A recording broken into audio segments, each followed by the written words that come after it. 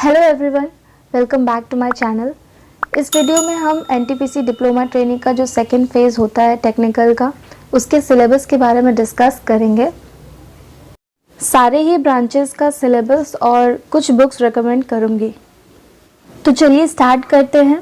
पहले हम देख लेते हैं कि सेकंड फेज़ में जो भी क्वेश्चंस आएंगे कितने मार्क्स के आएंगे और कितने मिनट्स हमें मिलेंगे इस एग्ज़ाम को अटेम्प्ट करने के लिए।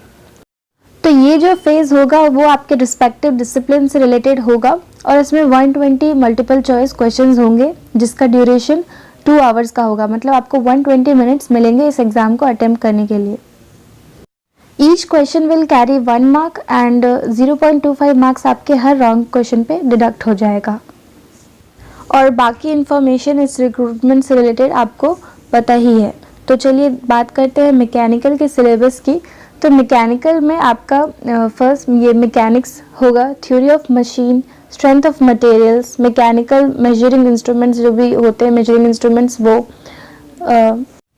Pneumatics and hydraulics, fluid mechanics और जितने भी टाइप के मैन्युफैक्चरिंग प्रोसेसेस हैं जैसे कि ड्रिलिंग, मिलिंग, बोरिंग, है ना, सारे ही मैन्युफैक्चरिंग टेक्नोलॉजी जो भी उसमें है वो, manufacturing processes, heat and surface treatment, heat and mass transfer, metrology and measurements, tolerance, limits, fits, thermal engineering, ये तो बहुत ही important है, thermodynamics, power plant engineering, उसके बाद production design और engineering drawing and design और design calculation।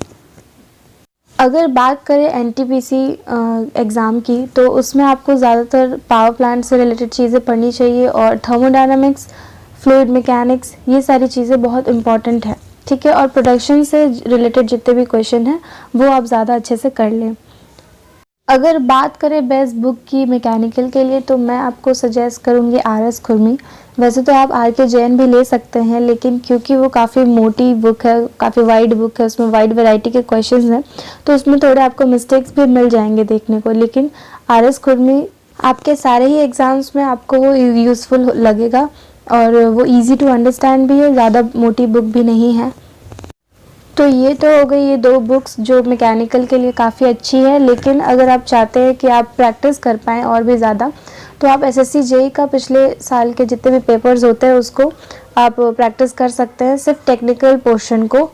तो अगर आपके पास ये दोनों बुक्स में से कोई भी बुक अवेलेबल है तो बहुत अच्छी बात है, अगर नहीं तो आप अब तक जिससे भी पढ़ रहे थे उसी से पढ़िए। जो भी कुछ एक्स्ट्रा बुक पाइल अप करने का कोई मीनिंग नहीं है, एक्स्ट्रा बुक्स लेने की कोई ज़रूरत नहीं है, सारे ही बुक्स अच्छे होते हैं, बस कुछ बुक्स में मिस्टेक्स ज़्यादा मिलती हैं।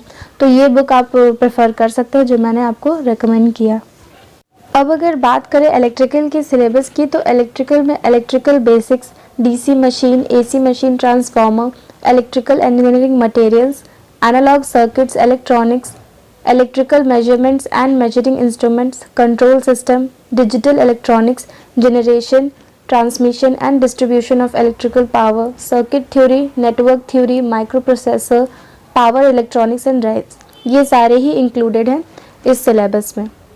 तो आप इसे अच्छे से देख लें और इलेक्ट्रिकल वालों को अच्छे से पता होगा कि क्या हमें बेहतर तरीके से पढ़ना है, कौन से टॉपिक्स ज़्यादा इम्पॉर्टेंट हैं। तो अगर बात करें इलेक्ट्रिकल की बुक के लिए तो जो बहुत ही फेमस है जे.बी. गुप्ता, वही मैं आपको रेकमेंड करूँगी।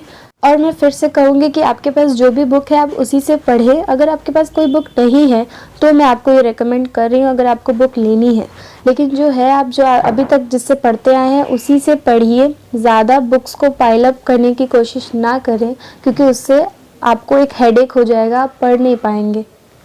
तो ये बुक आप चाहें तो प्रेफर कर सकते हैं और साथ में प्रीवियस ईयर क्वेश्चंस लगाते रहे या फिर एसएससी जेईई के जो प्रीवियस ईयर क्वेश्चंस है आपको मिल जाएंगे। जेके पब्लिकेशन का भी एक बुक है जो बहुत ही अच्छा है, तो उसे भी आप यूज़ कर सकते हैं। तो प्रीवियस ईयर तो बहुत इंपॉर्टेंट है क्योंकि एनटीपीसी का प्रीवियस ईयर नहीं मिलता है हमें, तो आप एसएससी जेईई के लेवल तक का कर सकते हैं। वही इसका ऑलमोस्ट पैटर्न रहता है और लेवल रहता है।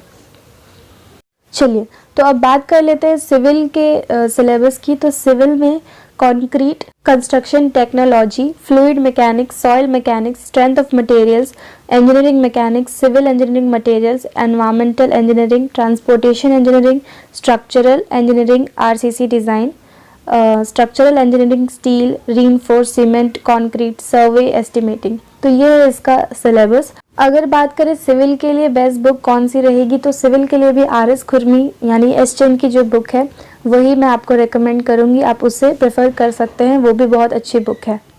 नेक्स्ट अगर माइनिंग के सिलेबस की बात करें तो माइनिंग में mine development and surveying, mine development, mine surveying, Jio mechanics and ground control, mining methods and machinery, surface environment, mine ventilation and underground hazards, mine economics, mine planning systems and engineering, ये है इसका syllabus.